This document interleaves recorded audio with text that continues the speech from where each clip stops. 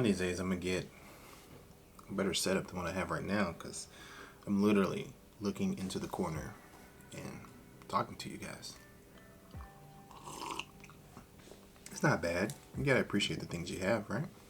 Today, I'm talking about the Comica CVM-AX3, an audio interface for your camera, your DSLR. The cool thing about this audio interface is that it has two XLR ports, which double as 1/4 inch inputs.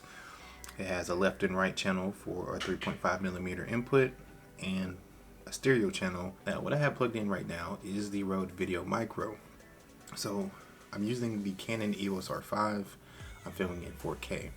Now, what I've done, I've mounted the EOS R5 on the top of the Comica audio interface, and I've taken the 3.5mm, plugged it into the back of the audio interface to the output that goes into the camera mic port. And so I've plugged that in, and I've plugged the actual Rode mic. I've stuck it on top of the camera, but I've plugged it down into the stereo input. I've switched on the back because you have a mono stereo. So I switched it over to stereo, and there's two volume knobs. One is for the left channel, one's for the right channel. I have those set to the middle, and I have my preamp set a little above halfway between the 1/4, the 3/4 and half, and that's where it's at. So what you're hearing right now is going into the Rode Video Micro, into the Comica CVM-AX3 audio interface, and then routing right back into the Canon EOS R5. Now, this does take a 9-volt battery to power it, but with a DSLR, you're limited to just having, a 3.5mm, or some would say a 1/8 port, and that's kind of limiting. But with this, it expands the capabilities of that port by adding two XLR ports. You got your input 1, you got your input 2. Your input 2 has the 3.5mm jacks on it, the left and the right channel, and then the stereo. And then your input 1 has the two XLRs, which can be either 2 1/4 inch, which I think is pretty dope. Or they can be right or left channel for two separate mics if you want to put two separate mics on. It's very versatile. Originally I plugged in my audio mixer into the stereo port, and I was getting feedback, and I was like, man, what the heck, man? I was like, this thing is garbage. And I remember reading some reviews where somebody said it had loud feedback and it sounded awful, and I was like, man, they were right. And I thought, wait, I'm doing something wrong. So I was like, let me try another mic. I tried the Rode Video Micro, plugged it into the stereo port, made sure it was on stereo on the back, and then I turned on this switch down here that says 3 volts. It was on off, so I turned it on to 3 volts. And then I plugged my headphones in the back to monitor the audio, and it worked fine. It sounded better. No static, no feedback whatsoever. If you're somebody who's wanting to get into cinematography and you're aspiring to be able to use cinema cameras, let's say you have a camera that only has a mic input. You're able to monitor your audio with this. Let's say you have XLR mics, but you just don't have the ability to plug any of them in. You're able to do it with this one. You can get a Rebel T5i, plug this thing into that, have a set of XLR ports, film your talking headshots, and get your nice XLR mic that you want, and get a lot more done than you would have been able to with something like, say, for instance, a Canon 90D or a 5D Mark IV. Canon EOS R5, EOS R6, you got these cameras, these hybrid DSLRs, the mirrorless cameras that only have a 3.5mm jack, and you would think that they would start including mini XLRs on some of these since they're so expensive, and they're packing more and more video features into them, but they still only supply 3.5mm. But with this, you can upgrade your Canon EOS R5 or Canon EOS R6, even your APS-C crop sensor bodies like the 90D, upgrade it to having the ability to take XLR ports directly without having like a station where you have to be stationary where you're at. So you can take this on the road with you, stick it in your bag, carry a couple 9-volt batteries with you, maybe some rechargeable 9 volts, and if you have a mic that is powered by 48 volts of phantom power, you can take that along with you too, because you can just switch on that 48 volts of phantom power and it'll power that mic. Might not last very long, but it'll still be great for you.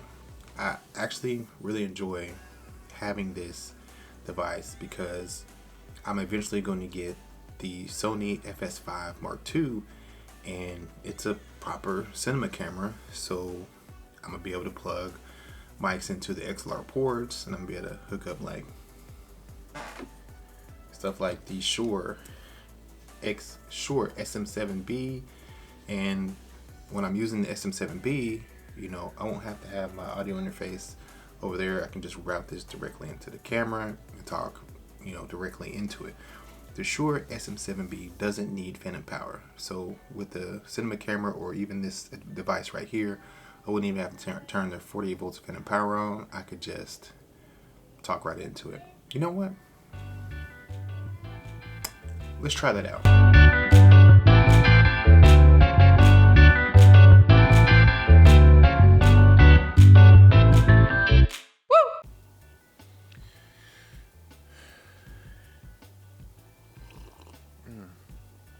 Oh, that stays hot. I love these Ember mugs. Keeps my drink hot. I don't like that it can get some moisture down there. It like condenses or whatever. So it kind of bothers me. Speaking of, I need to charge this. The Shure SM7B is a dynamic mic. It's going to cut out some of that ambient noise. The downside with this mic though is it does need a cloud lifter, or it needs to be supplied with clean 60 decibels of gain. But if you can't supply it with enough gain to where you can be able to hear clearly, then you do need the cloud lifter, so it'll add that 25 decibels of clean gain, and then you can start turning up the volume or gain from there on your audio mixer or audio interface. For me to plug this into the Comica CVM-AX3, I plugged it into the right channel. I had to switch in the back. I had to switch it from stereo to mono, so it'll use one of the channels because the XLR ports on the front are a right and left channel. So if I put it stereo, I can hook two separate mics up and like mount them to the sides. I can put two shotgun mics and use them as, you know, right channel and left channel if I wanted to, or I can just plug one directly into the right or one directly into the left and use it as a mono channel where it'll pick up both left and right in a mono signal. Very appreciative of this device. Comica actually sent this out to me for free and asked me what I thought of it, to give my opinions. They are not paying me to say any of this, and I honestly was like, this looks like it's not gonna work, but it works way better than I expected, which is very impressive. You can bolt the camera on top of this device and then put your Manfrotto plate or your tripod mount at the bottom of the audio interface, and then put both of them together on your tripod if you want to have a stationary shot like I am doing right now.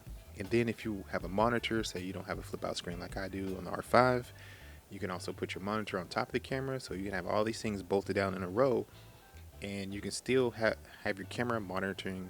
You can still have your HDMI port going to your monitor, monitoring your video, and have your Comica audio interface hooked up to your 3.5mm mic input.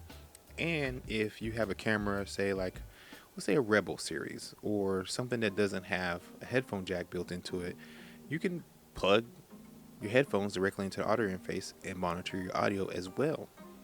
Simply amazing. I know there's probably more things like this on the market, but as far as I'm concerned, this one is the best one. This is the only one I've tried, but I'm pleasantly surprised at what I've got right here. So if I did want to use the 48 volts of phantom power, I would need something like a cloud lifter, and I'm gonna show you what a cloud lifter is, just in case you guys are wondering.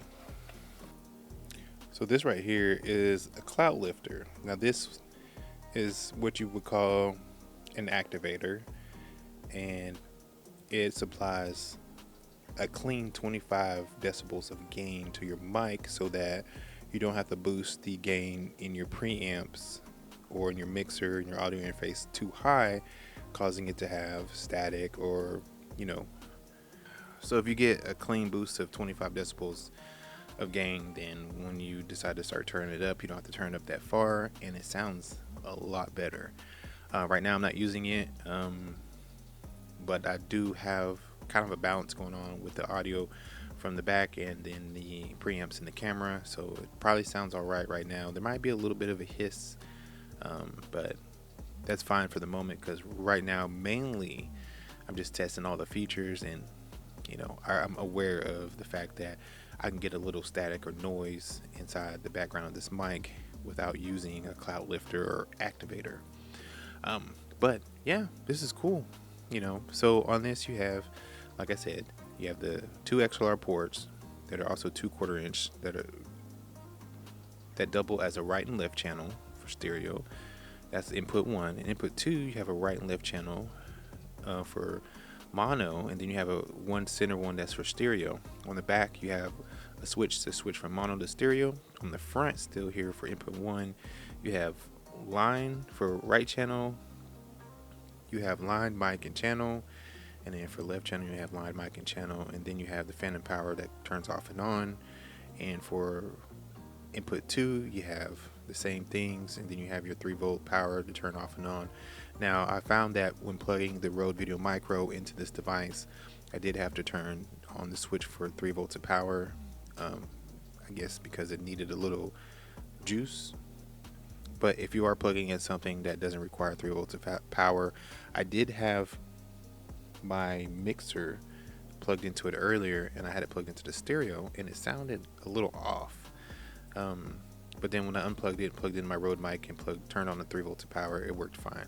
If I haven't already, I'm filming with the EOS R5. I'm talking on the Shure SM7B, and this is all being patched through or fed through the Comica CVM-AX3 audio mixer, portable audio mixer, which is great because you can take it with you, which means if you want to take your mic with you, your dynamic mic, you can. If you want to take your XLR mic that requires phantom power, you can. So if you're going to a friend's house and they're like, hey, bring your camera so we can film, and you got a mic, and you're like, you always got to bring that mic that you really don't want to use, that, oh, you got to get a long cord so you can put it on the tripod and put it in front of their face. And then you're like, man, I wish I could bring my whole setup. You can't. You got a portable setup right here. This one doesn't even need phantom power. You can plug it right into it. You just bring, get like a desk mic stand with some legs, and pop that in the bag, bolt this thing into the desk mic, plug in your XLR cable. Bob's your uncle. Did I really just say that? Where did I get that from? Bob's your uncle. I've never had an uncle named Bob. My uncle's name was Joe. Uncle Joe. He's gone now, but you know, he was a great uncle. Anyways, I digress. If you like what you saw here today, guys, hit the subscribe button, hit the bell to be notified, and hit a like down, you know, on the video. Put something down in the comments. All feedback isn't good feedback, but it's welcome. Please don't be shooting myself in the foot. Please don't be shooting myself in the foot. Please don't be shooting myself in the foot. All right, guys. Thank you for watching. Peace.